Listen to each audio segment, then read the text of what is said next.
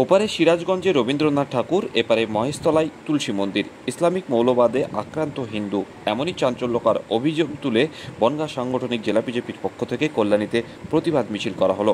বিজেপির দাবি, বাঙালির সংস্কৃতির সংকটে শনিবার সন্ধ্যায় কল্যাণী সেন্ট্রাল পার্কে ডক্টর শ্যামাপ্রসাদ মুখার্জি ভবন থেকে কল্যাণী আইটিআই মোড় পর্যন্ত এই প্রতিবাদ মিছিল করা হয়। উপস্থিত ছিলেন কল্যাণীর বিজেপি বিধায়ক অম্বিকা রায়, কল্যাণী বিধানসভার বিভিন্ন মণ্ডলের মণ্ডল সভাপতি এবং অন্যান্য নেতৃত্ব ও কর্মী সমর্থকরা।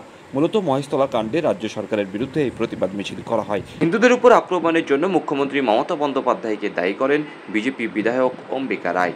দেখুন কি বললেন তিনি।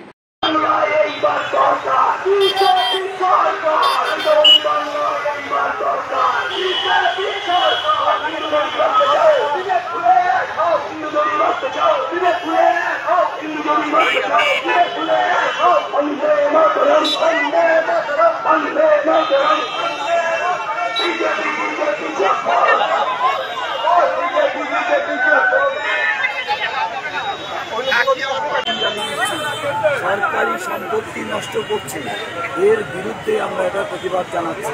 শামশেরগঞ্জ, মুর্শিদাবাদ থেকে শুরু করে মালদা, মোথাবাড়ি, মহেশতলা একের পর এক চলছে। এর আগে হয়েছে ডায়মন্ড হারবারে, হয়েছে পূর্ব মেদিনীপুরে, হয়েছে। এটা কেন? মেদিয়াপুরিতে হয়েছে। এটা কেন? কিসের জন্য? ক্রমাগত কেন হবে? এবং পুলিশের সামনে পুলিশ একেবারে নীরব দর্শক হয়ে ওখানে দেখছে। তারা এদেরকে আটকাতে পারছে না। তারা এদেরকে মানে গোপনভাবে তারা এদেরকে কিন্তু প্রশ্রয় দিচ্ছে।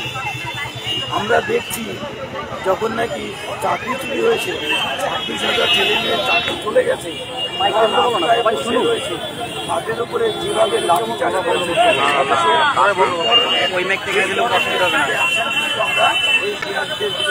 আমরা দেখছি না। মূলত মুখ্যমন্ত্রী মমতা ব্যানার্জির প্রশ্রয় এগুলো হচ্ছে এবং মমতা ব্যানার্জি এগুলো করাচ্ছে, একেবারে টার্গেট করে হিন্দুদের চাকরি